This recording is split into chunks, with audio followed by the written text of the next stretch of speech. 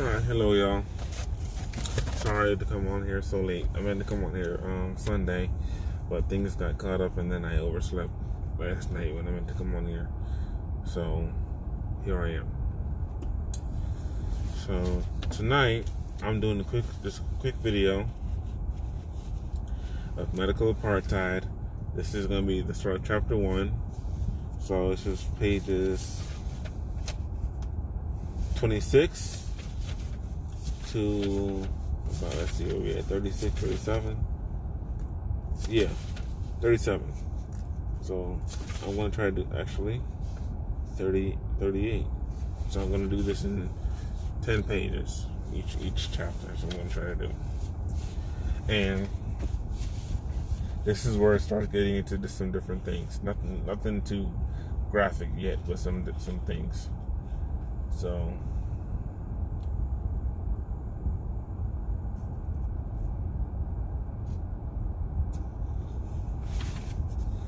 okay, so she goes off talking about how she's talking about the health of and the health disparities and different things like that. That's what Harriet is talking about in this book. And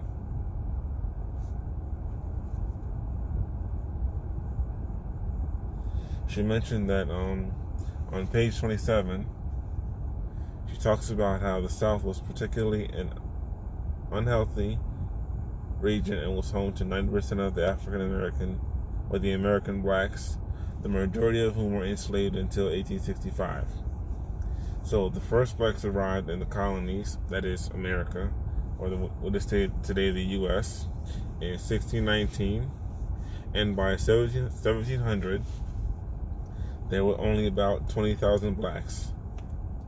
But as the slave trade flourished, 20,000 more blacks arrived each year, although 30% of the transported slaves died in the nightmare of the Middle Passage.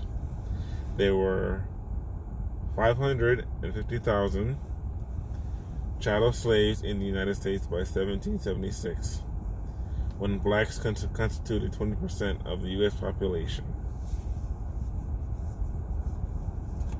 So that's her first quote. And then she goes up and talks about how the different medical systems and the treatments and whatnot. So there we go. Where can I go off?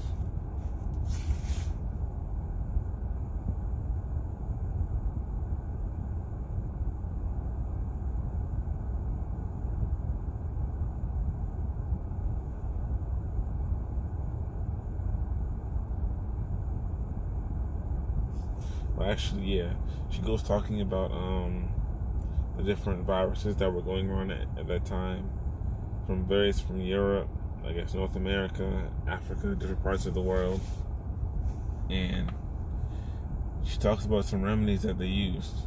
She says many other remedies contained highly toxic substances such as mercury and addictive Schedule II narcotics, including opiates, landum, opium, morphine, as well as cocaine derivatives.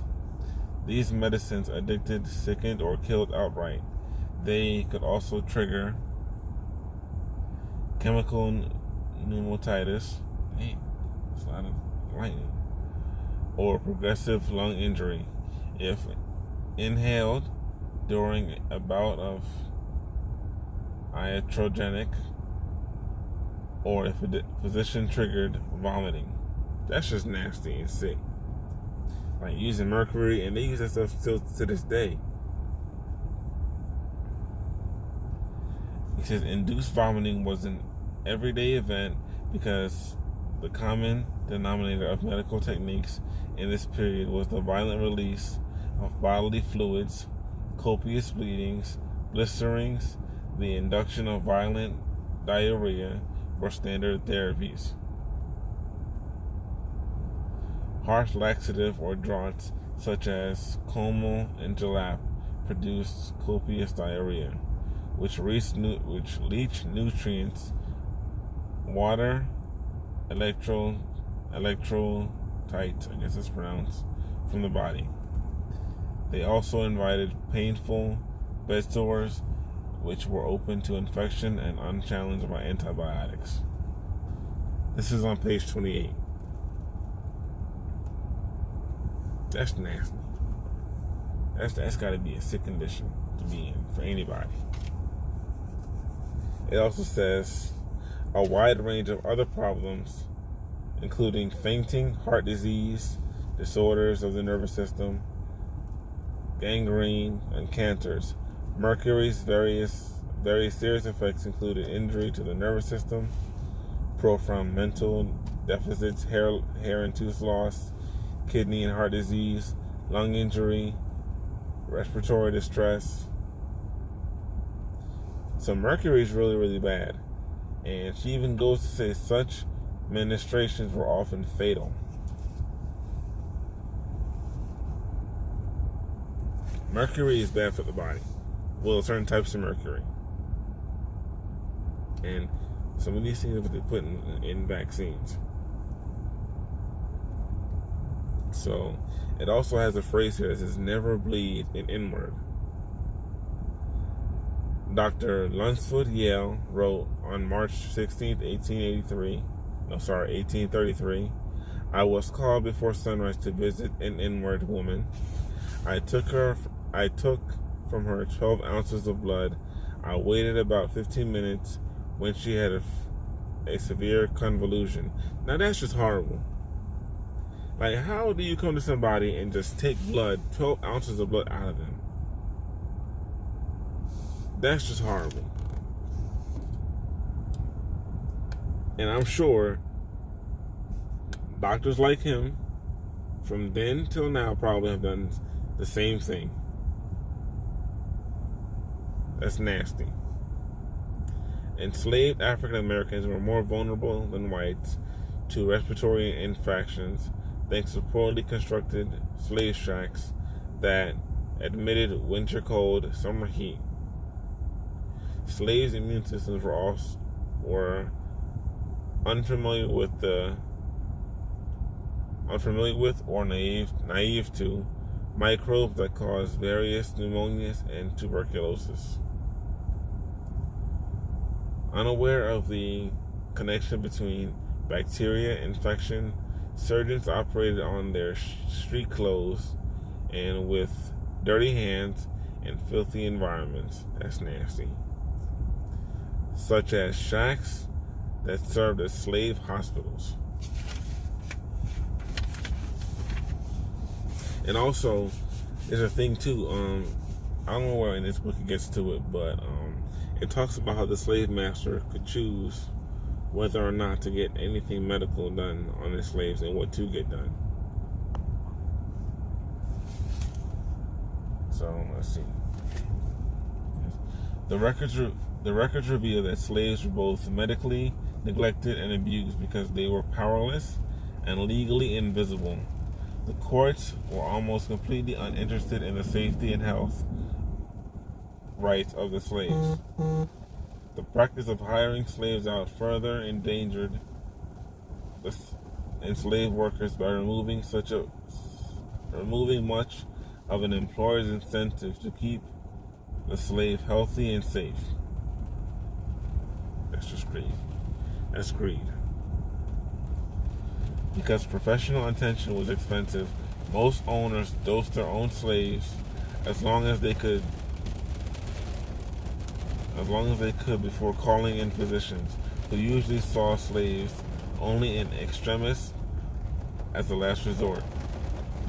Physicians' records express the disgust at the conditions of which the enslaved workers were kept.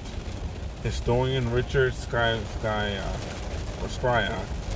observed in 1936, of all critics, the Southern physician was perhaps the best positioned to report on the physical and moral treatment of slaves. When he stated, as he sometimes did, that the inward were overworked and underfed, he can hardly be suspected of any anti-slavery bias, since he was friend of the planter who employed him. As a matter of fact, he usually approved of the institution. Planters own records of slave narratives, corroborate positions, compliance that planters provided professional medical care only when they deemed it necessary to save the slave's life, often too late.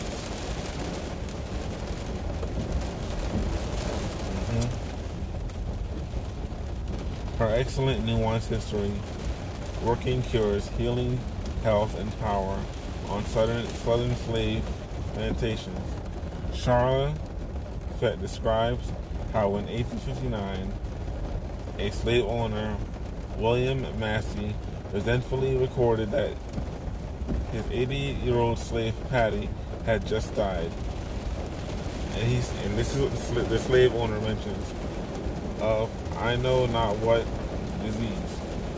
She has been saying that she was sick for near a year and always pretended to be sick. No doctor was ever summoned to investigate, and not even Patty's death seems to be exonerated from charges of malignering. You know what I'm going to start doing? When I see words like this, I'm going to start putting in the definitions. The enfeebled Patty was no longer valuable in the field or as a breeder. So the nature of her sickness was unconsequential. That's just heartbreaking. So because she can't make you money, you don't care about her health. That's just heartbreaking right there. Doctors and owners wrote articles in which they shared medical rules and techniques calculated to get blacks, healthy or not, back into the field. That's also heartbreaking. Dr. M.L. McLeod often wrote his master's thesis on fraudulent illness of slaves. This is from pages 29 to 31.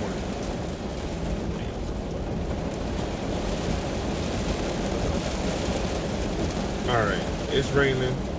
I'm going to do the other half tomorrow. I want you guys to be able to hear me. I don't know if you guys can hear me perfectly with all the rain. So I'm going to do this other half tomorrow. I'm on page 31 of the book. So I'll start from here. And I only got a few more pages to do.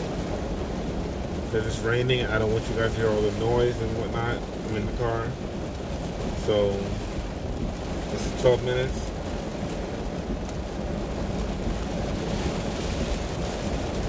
So far I read from pages 26 to 31 and a half. So I'm going to start here tomorrow, and we're going to continue. Make sure you like, comment, subscribe. Please comment, please subscribe. I at least want to get to 100 subscribers. That will help the channel grow. So you have a good night. Well, when you see this video, have a good day. Have a good night, have a good evening, whatever it is for you. And enjoy yourself. Stay safe. Stay safe. Stay away from the protests. If you are protesting, do what makes sense. Don't go looting. Don't go burning down no buildings. Don't hurt yourself. Don't get yourself all locked up. We don't need none of that. Whatever you do not destroy a black-owned business, and don't harm black folks' property and where they live. All right? You have a good one, and behave yourself.